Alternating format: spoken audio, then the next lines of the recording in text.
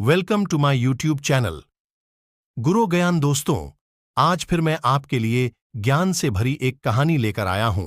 ये कहानी है गौतम बुद्ध और एक दुखी भिखारी के बीच की बुद्ध, जिससे जीवन का बहुत अच्छा ज्ञान मिलता है। एक बार महात्मा बुद्ध एक गांव में अपने शिष्यों सहित घने पेड़ज की छांव के नीचे बैठ थे। आसपास के गांवों से बहुत से लोग अपनी मानसिक समस्याएं लेकर महात्मा बुद्ध के पास आ रहे थे। महात्मा बुद्ध उन सब की मानसिक परेशानियों का समाधान देते। सब लोग खुशी खुशी अपनी समस्याओं का समाधान पाकर वहां से लौट रहे थे।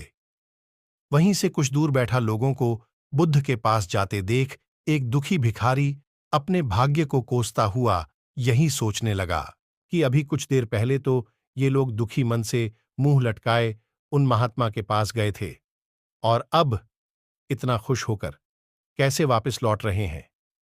आखिर माजरा क्या है, जरा मैं भी जाकर देखूं कि वो महात्मा ऐसा कौन सा खजाना बांट रहा है इन लोगों को। वे इतने प्रसन्न हुए कि उनके चेहरे लाल हो गए।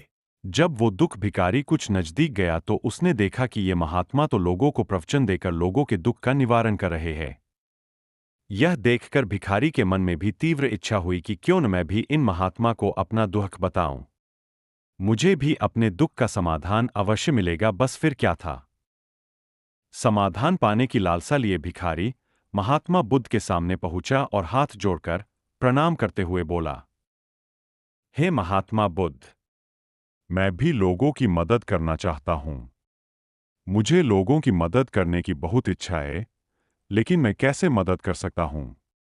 मैं बहुत गरीब हूं। मेरे पास न तो पैसे है और न ही कोई ऐसी चीज जिससे मैं किसी की मदद कर सकूं। मैं कोशिश करने पर भी किसी की मदद नहीं कर सकता। मुझे भगवान ने इतना गरीब क्यों बनाया? हे महात्मा, मुझ पर कुछ कृपा करो। इतना बोलते हुए भिखारी रोने लगा।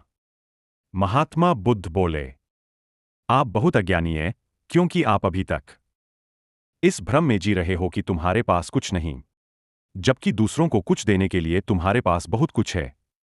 तुम बिना धन और वस्तु के भी दूसरों की मदद कर सकते हो। तुम्हारे पास जुबान है, जिससे तुम मीठे शब्द बोलकर किसी के दुखी चेहरे पर मुस्कान ला सकते हो। इन्हीं शब्दों की ताकत से तुम किसी के भी टूटते हौसलों को फिर से मजबूत कर सकते हो। इन शब्दों की शक्ति से आप किसी के भी मन में सकारात्मक विचारधारा के बीज बो सकते हैं और उसे गलत रास्ते पर जाने से रोक। तुम्हारे दो हाथों से किसी भी कमजोर या लाचार व्यक्ति की सहायता कर सकते हो। आपके दो आंखें किसी अंधे को रास्ता दिखा सकते हैं। तुम किसी के लिए दुआ कर सकते हो।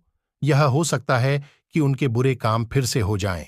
आप किसी के अच्छे स्वास्थ्य की कामना कर सकते हैं, लेकिन अज्ञानतावश तुम अब तक इस बात को समझ नहीं पाए और इस भ्रम में अब तक जीते रहे कि तुम्हारे पास मदद करने के लिए कुछ नहीं। किसी की मदद करने के लिए धन और वस्तु का होना अनिवार्य नहीं है।